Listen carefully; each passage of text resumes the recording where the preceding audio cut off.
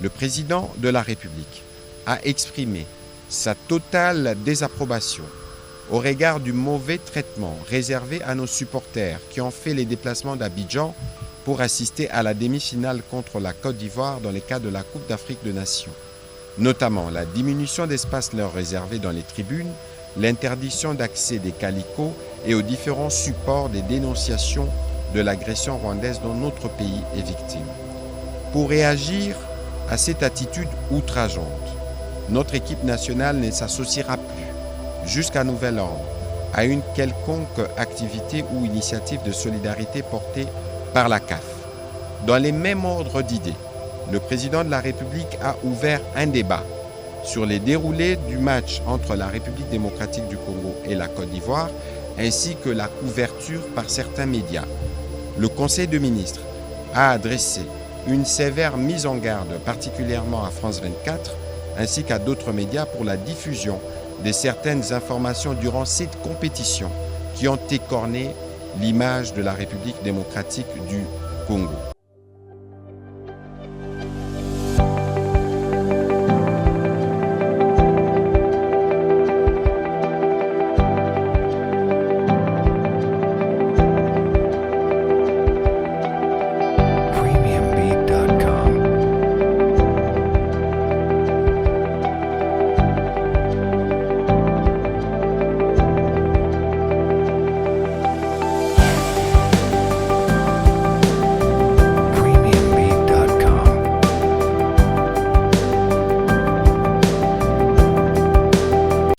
Tient à la mise en œuvre d'un programme de renforcement des capacités des cadres des entités territoriales décentralisées.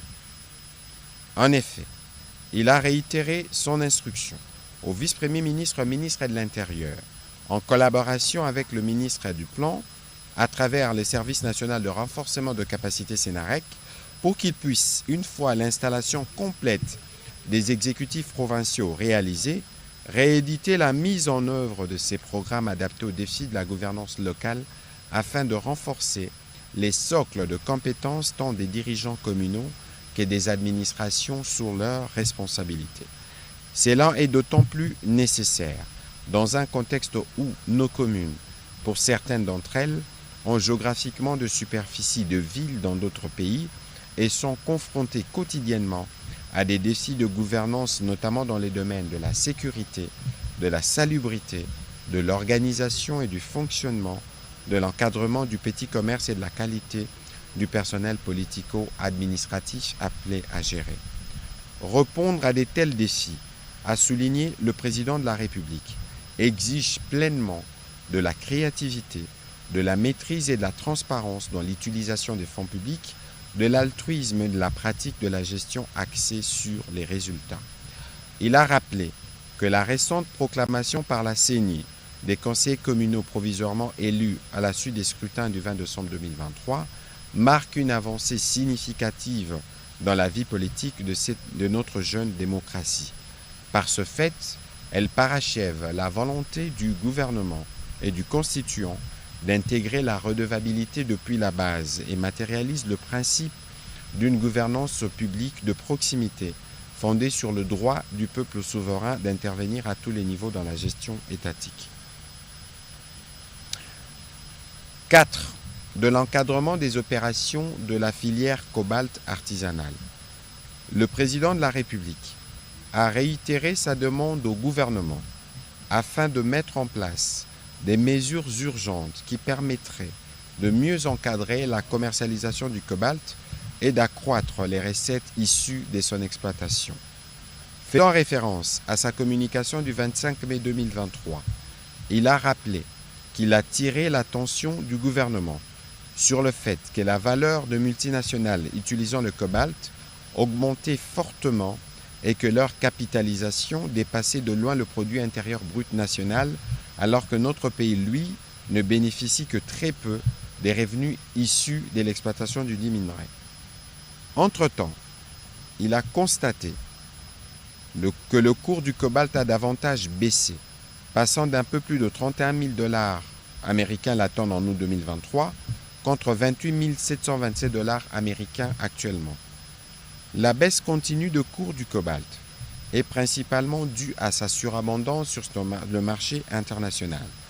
La dite surabondance résulte non seulement d'une offre excessive du cobalt provenant de notre pays, mais aussi de l'augmentation de l'exploitation artisanale dont l'encadrement nécessite d'être renforcé pour éviter des pertes des revenus de l'État. En effet, le président de la République a souligné la baisse du cours du cobalt entraîne une diminution du chiffre d'affaires des entreprises minières locales,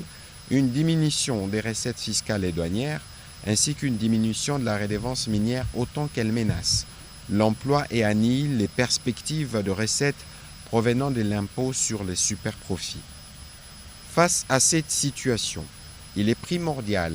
de combler les carences en matière de contrôle et de régulation en ce qui concerne l'approvisionnement, l'exploitation et la fixation de prix de substances minérales stratégiques, dont le cobalt en particulier. Pour ce faire,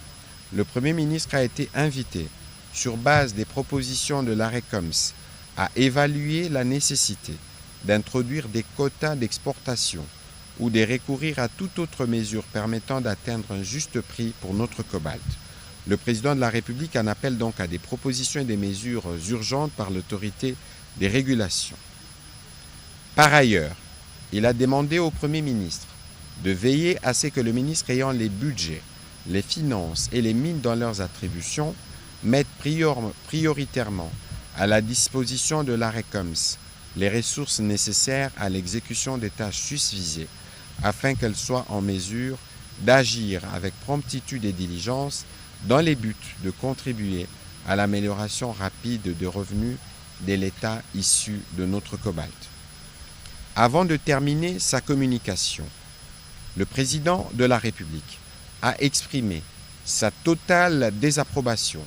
au regard du mauvais traitement réservé à nos supporters qui ont fait les déplacements d'Abidjan pour assister à la demi-finale contre la Côte d'Ivoire dans le cadre de la Coupe d'Afrique des Nations, notamment la diminution d'espace leur réservé dans les tribunes, l'interdiction d'accès des calicots et aux différents supports des dénonciations de l'agression rwandaise dont notre pays est victime. Pour réagir à cette attitude outrageante, notre équipe nationale ne s'associera plus, jusqu'à nouvel ordre, à une quelconque activité ou initiative de solidarité portée par la CAF. Dans les mêmes ordres d'idées, le président de la République a ouvert un débat sur les déroulés du match entre la République démocratique du Congo et la Côte d'Ivoire, ainsi que la couverture par certains médias. Le Conseil de ministres a adressé une sévère mise en garde, particulièrement à France 24, ainsi qu'à d'autres médias pour la diffusion de certaines informations durant cette compétition qui ont écorné l'image de la République démocratique du Congo. Ceci est inadmissible. Dans la suite de la communication du président de la République chef de l'État, le Premier ministre chef du gouvernement a commencé par informer le Conseil qu'il a effectivement représenté le président de la République chef de l'État à la 30e édition du Forum international Investing in African Mining à Indaba, Cape Town, en Afrique du Sud. Il était à la tête d'une délégation qui comprenait entre autres les membres du gouvernement, mais aussi des responsables des structures et des établissements publics du secteur minier. L'enjeu pour notre pays étant de profiter de la transition énergétique avec notamment les basculements des véhicules à moteur thermique vers les véhicules électriques pour développer des chaînes des valeurs africaines et tirer un grand bénéfice de nos ressources minières. Il était effectivement opportun pour la République démocratique du Congo de participer à nouveau à ces forums. En marge de celui-ci, le Premier ministre a pris part à la cérémonie de la signature du protocole d'accord entre le gouvernement de la République démocratique du Congo, représenté d'une part par le ministre d'État, ministre des Infrastructures, ainsi que par le ministre des Finances, et d'autre part le groupe Gouma concernant la fourniture des engins routiers devant servir à l'aménagement de routes des dessertes agricoles dans le cadre du programme de développement local de 145 territoires. Les rythmes de livraison des 10 engins va s'accélérer à partir de cette année 2024. En deuxième lieu, le Premier ministre a rassuré le Conseil que le gouvernement reste attentif et suit de près la situation sécuritaire et humanitaire qui prévaut actuellement dans l'est de la République démocratique du Congo. Après la réunion du Conseil de la Défense récemment présidée par lui-même, par le président de la République plutôt, plusieurs dispositions ont été prises et sont en train d'être prises pour garantir à jamais la paix et la sécurité sur toute l'étendue du territoire de la République démocratique du Congo. Pour finir, le Premier ministre chef du gouvernement a salué la brillante participation de nos léopards à la Coupe d'Afrique des Nations 2024.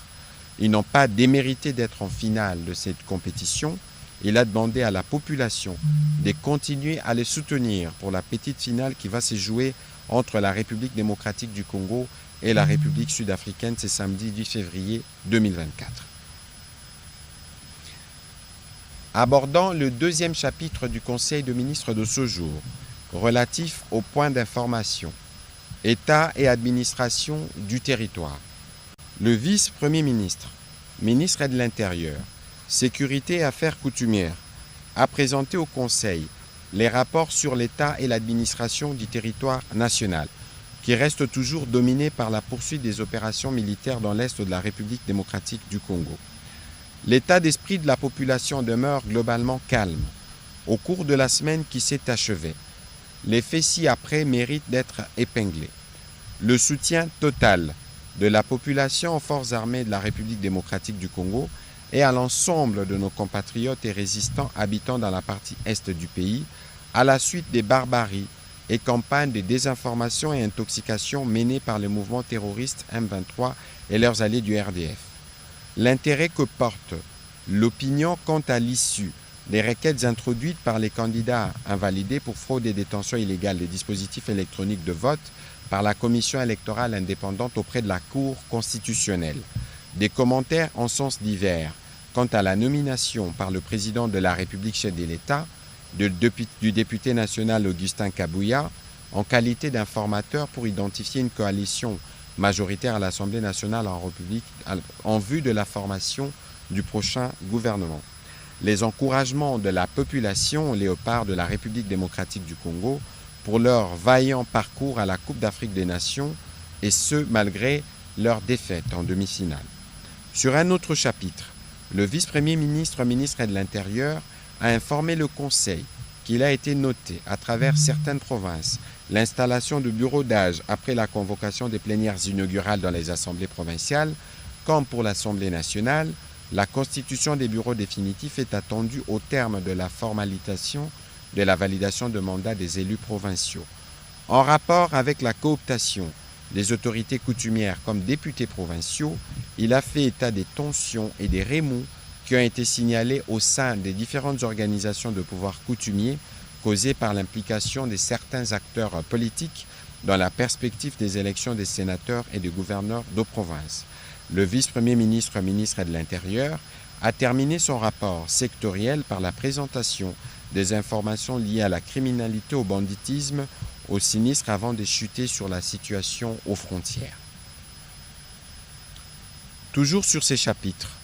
le vice-ministre de la Défense nationale, représentant le vice-premier ministre en mission, a présenté la situation opérationnelle du pays qui est dominée par les attaques de forces loyalistes contre les terroristes du M23 RDF et des incursions récurrentes observées sur les axes du Grand Nord par les ADF MTM. Sur toutes les lignes de front, les forces armées de la République démocratique du Congo se comportent avec bravoure pour mener des contre-offensives et mettre en déroute les terroristes et sécuriser les populations. C'est le cas dans les Massissi où nos troupes ont réussi à déloger des éléments de l'armée rwandaise et des M23 de certaines positions qu'ils occupaient. Nos forces de défense et de sécurité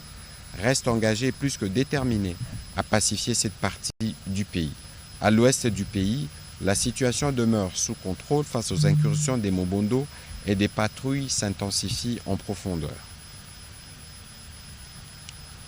Au troisième point, au chapitre de points d'information,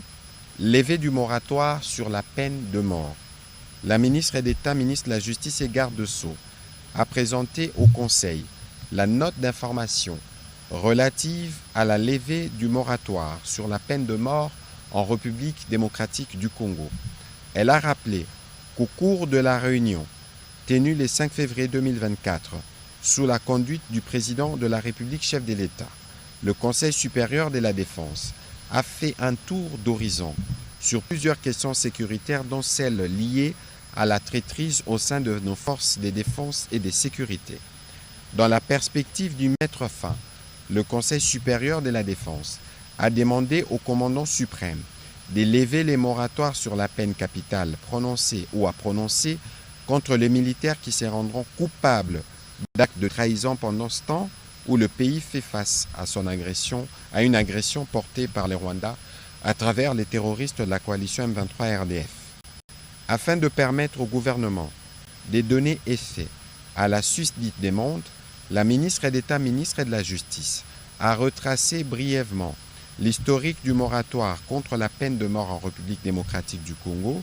en indiquant son état actuel avant de conclure sur la mise en œuvre de la levée préconisée. Au regard de l'impérieuse nécessité exprimée par le Conseil supérieur de la défense de débarrasser l'armée de tous les traîtres par l'application de la peine capitale qu'ils méritent après condamnation judiciaire irrévocable pour trahison, elle a sollicité par une décision du Conseil de ministres que le gouvernement prenne acte de la levée du moratoire envisagée. Le Conseil a pris acte de cette note d'information. Au quatrième point, le ministre des Finances, faisant suite à la demande du président de la République faite au Conseil de ministres précédent, a présenté les rapports d'exécution de mise à disposition de fonds en faveur de Transacademia dans l'objectif de contribuer au bon fonctionnement de cet établissement public appelé à assurer le transport de nos étudiants. Le Conseil a pris acte de son rapport. Cantines scolaires, construction et réhabilitation des écoles publiques ainsi que l'érection d'un immeuble pour la Commission nationale pour l'UNESCO. Le ministre de l'enseignement primaire, secondaire et technique a présenté au Conseil la note d'information relative aux cantines scolaires, à la construction et à la réhabilitation des écoles publiques ainsi qu'à l'érection d'un immeuble pour la Commission nationale pour l'UNESCO en République démocratique du Congo. En ce qui concerne le premier point, il a rappelé la mission lui confiée lors de la 116e réunion du Conseil de ministres du 20 octobre 2023, celle de lancer la phase pilote de la mise en œuvre de cantines scolaires dans au moins 10 écoles primaires de Kinshasa, à raison de 2 écoles par province éducationnelle, à savoir 2 pour Moamba, 2 pour Tchangou, 2 pour Funa et 2 pour Lukunga. Les cantines scolaires entrent dans le cadre du programme d'alimentation scolaire et répondent à 3 objectifs. Les termes de référence de la mise en œuvre d'un programme national d'alimentation scolaire sont déjà rédigés. Une feuille de route de la mise en échelle de ces programmes est à prêter, ainsi qu'un plan d'urgence de la mise en œuvre de la phase pilote de cantines scolaires. L'accompagnement du gouvernement a donc été sollicité pour rendre opérationnelles ces cantines. Au sujet de la construction et de la réhabilitation des écoles publiques non conventionnées, le ministre de l'enseignement primaire, secondaire et technique a rassuré que cela a commencé par la ville de Kinshasa pour réduire la disparité de la qualité de l'enseignement dispensé dans nos différents établissements scolaires et améliorer les conditions d'apprentissage des élèves. Enfin, le ministre de l'EPST a informé le Conseil de la nécessité de réexaminer le projet de construction d'un siège de la Commission nationale pour l'UNESCO initié depuis 2013. Le Conseil a pris acte de cette note d'information. 6. Participation au forum sur le corridor de Lobito à Lusaka. Le ministre de Transport, Voies de communication et des désenclavements a fait les rapports de la participation de la République démocratique du Congo au forum sur l'investissement du secteur privé dans les corridors de Lobito qui s'est tenu du 7 au 8 février 2024 à Lusaka en Zambie. En effet, ces forums de Lusaka, organisés à l'initiative du gouvernement américain et du gouvernement zambien, a bénéficié de la participation de plusieurs opérateurs miniers de la région, des entreprises intéressées par l'agrobusiness, des opérateurs de l'énergie renouvelable et du secteur de logistique, ainsi que des divers bailleurs de fonds dont la Banque africaine de développement. Des exposés de la Zambie, de l'Angola, et de la République démocratique du Congo, portant particulièrement sur les thèmes corridor de Lobito, quel défi pour la RDC et les secteurs privés, il ressort que ces projets n'est pas qu'une route en chemin de fer, il se veut un véritable cadre de diversification des économies de 3 pays concernés via les développements de la fibre optique, des infrastructures routières, de l'énergie verte, de l'économie numérique, du tourisme, de la technologie, de l'exploitation de minerais critiques dans l'économie mondiale, ainsi que de la création d'emplois. La mobilisation de fonds par l'Union européenne et les États-Unis d'Amérique étant avoisinée à peu près 200 milliards de dollars américains, répartis dans ces différents secteurs, les corridors se révèlent être une véritable opportunité de croissance économique et de développement pour notre pays. Représentant le gouvernement à ses assises, le ministre de Transport a plaidé en faveur du financement de projets de chemin de fer où les intérêts de la République démocratique du Congo sont concernés. C'est le cas entre autres de la section Gitega-Bujumbura-Uvira-Kindu, soit à peu près 875 km entre le Burundi et notre pays, et du tronçon Banana-Matadié de la voie des Zouélé-Fleuve, 1100 km.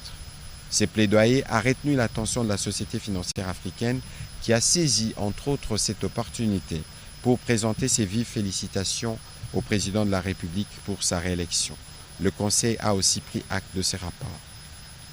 Opérationnalisation du projet de la cimenterie de Maïko. Le ministre de l'Industrie a fait part au Conseil des différentes étapes prévues dans le cadre de l'opérationnalisation du projet de la cimenterie de Maïko dans la province de l'Atchopo. En effet, faisant suite à la mission qu'il a effectuée du 24 janvier au 2 février 2024,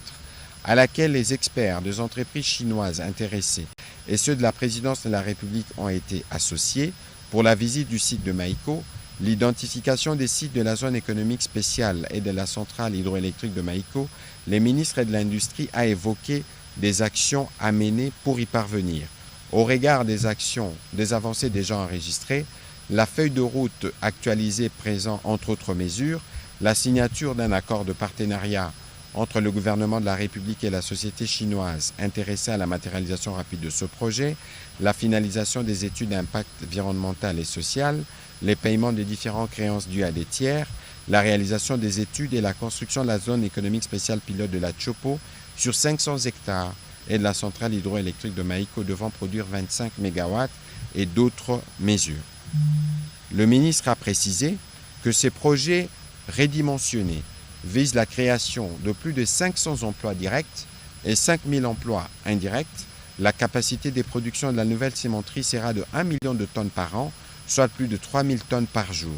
Le marché cible est constitué de l'ex-Provence orientale, le Grand Équateur, le Maniema, le Nord Kivu, les Soudans du Sud et la République centrafricaine, où la demande globale est de plus de 4 millions de tonnes par an.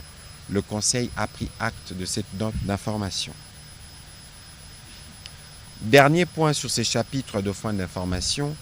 mesures face à l'augmentation du prix du ciment. Le vice-premier ministre, ministre de l'économie nationale, est intervenu spécialement au Conseil de ministres de ce jour sur la problématique de l'augmentation des prix dans les secteurs cimentiers au regard de la montée du prix du sac de ciment qui est passé de 9 à 11 $ américains sur le marché. Il a réuni à ses propos les principaux acteurs du secteur pour faire une analyse globale de la situation en vue d'apporter des réponses rapides au regard de son importance dans les secteurs de la construction, l'un des contributeurs à la croissance économique. La réintroduction de la TVA de 16% et une série d'augmentations des taxes existantes sont à la base de cette situation. Et au regard de la perte de compétitivité vis-à-vis des pays étrangers, principalement l'Angola et le Congo-Brazzaville, comme solution, le vice-premier ministre, ministre de l'économie nationale, a entre autres préconisé la reconduction de la mesure portant suspension de la perception de la taxe sur la valeur ajoutée dans les secteurs cimentiers et automobiles, la surséance de toutes les taxes et augmentations évoquées dans sa note et la présentation en vue d'un examen plus approfondi de la question à la commission ECOFIN du gouvernement élargie aux ministères concernés et aux cimentiers. Il a souligné que la combinaison de ces 3 recommandations pourrait permettre la réduction du prix du ciment sur le marché. Le Conseil a pris acte de cette note d'information. Au troisième chapitre du Conseil de ministres de ce jour, le Conseil de ministres a adopté un relevé des décisions prises lors de la 123e réunion ordinaire du gouvernement tenue le 2 février 2024. Au dernier chapitre du Conseil de ministres de ce jour, relatif au projet d'ordonnance-loi portant autorisation et prorogation de l'état de siège, la ministre d'État, ministre de la Justice et garde des Sceaux a soumis au Conseil le projet d'ordonnance-loi autorisant la prorogation de l'état de siège dans les provinces de l'Ituri et du Nord Kivu pour une période de 15 jours prenant cours à partir du 11 février 2024. Après débat et délibération, le Conseil a adopté ces projets d'ordonnance-loi. Commencé à 14h42, la réunion du Conseil a pris fin à 18h11. Je vous remercie.